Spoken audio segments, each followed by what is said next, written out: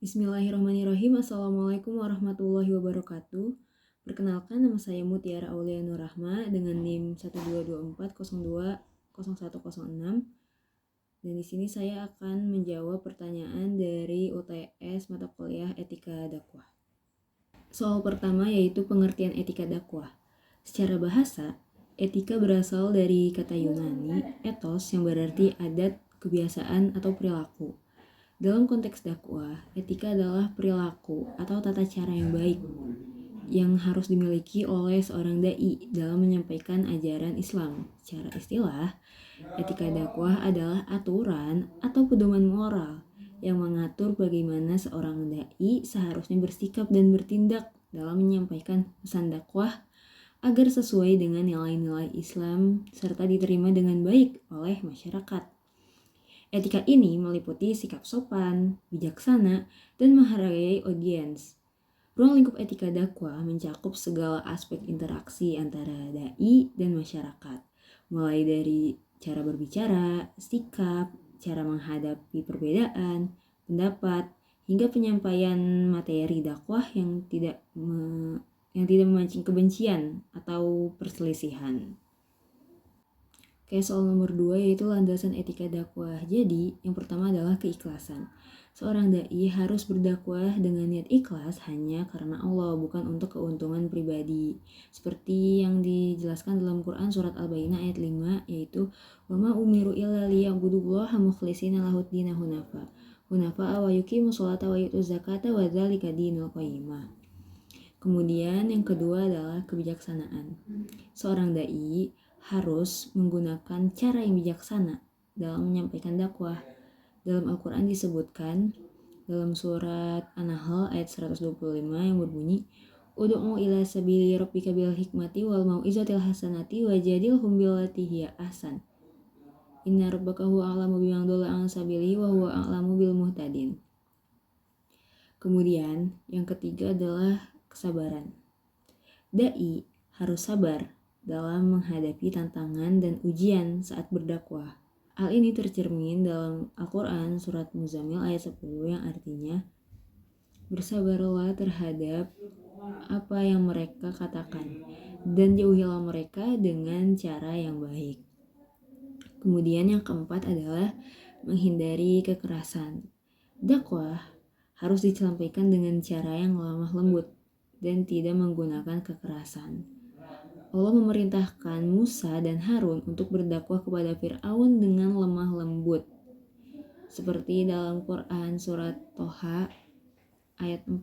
Artinya, maka berbicaralah kamu berdua kepadanya Fir'aun dengan kata-kata yang lemah lembut. Mudah-mudahan dia ingat atau takut. Kemudian soal nomor 3 yaitu pendekatan dan teori etika dakwah.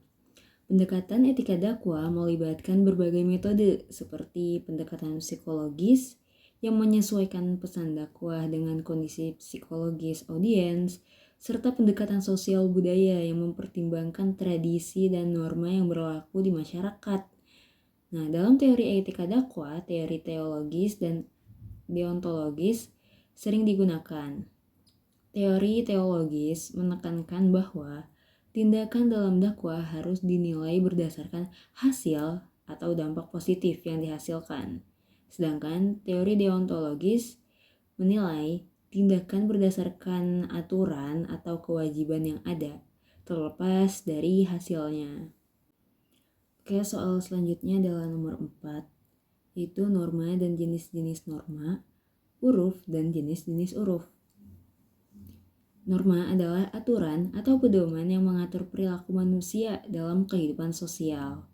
Jenis-jenis norma meliputi pertama norma agama, yaitu aturan yang berdasarkan ajaran agama.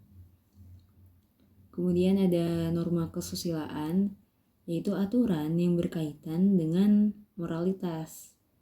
Selanjutnya ada norma hukum, yaitu aturan yang bersifat mengikat secara hukum. Kemudian ada norma kebiasaan, aturan yang tumbuh dari kebiasaan yang ada dalam masyarakat.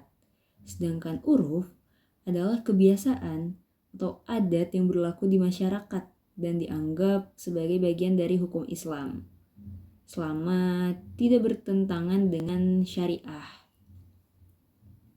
Nah, jenis-jenis huruf ini meliputi pertama ada huruf shahih atau yang baik, yaitu kebiasaan yang tidak bertentangan dengan syariat Islam. Kemudian huruf fasid atau yang buruk, yaitu kebiasaan yang bertentangan dengan syariat. Landasan huruf dalam Al-Quran dapat dilihat dalam Quran Surat Al-A'raf ayat 199 yang artinya, jadilah pemaaf dan suruhlah orang mengerjakan yang ma'ruf serta berpalinglah dari orang-orang yang bodoh. Di mana ma'ruf adalah kebaikan yang diakui oleh masyarakat.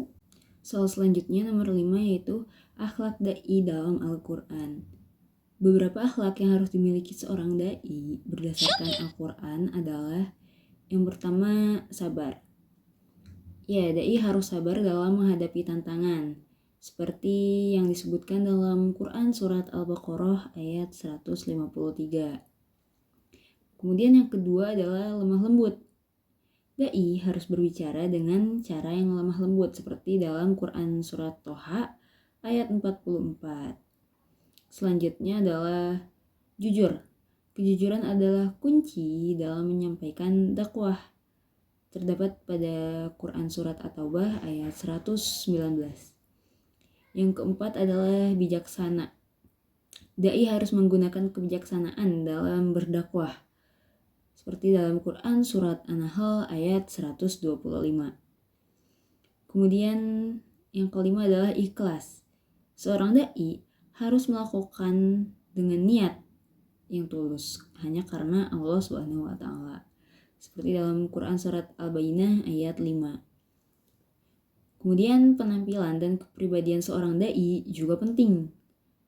Mengapa? Karena seorang da'i harus berpakaian rapi, sopan, dan sesuai dengan norma agama, serta memiliki kepribadian yang menarik, bersahaja, dan mampu menjadi teladan bagi masyarakat. Nah, penampilan luar seorang da'i mencerminkan kesungguhan dan ketulusan dakwah yang ia sampaikan.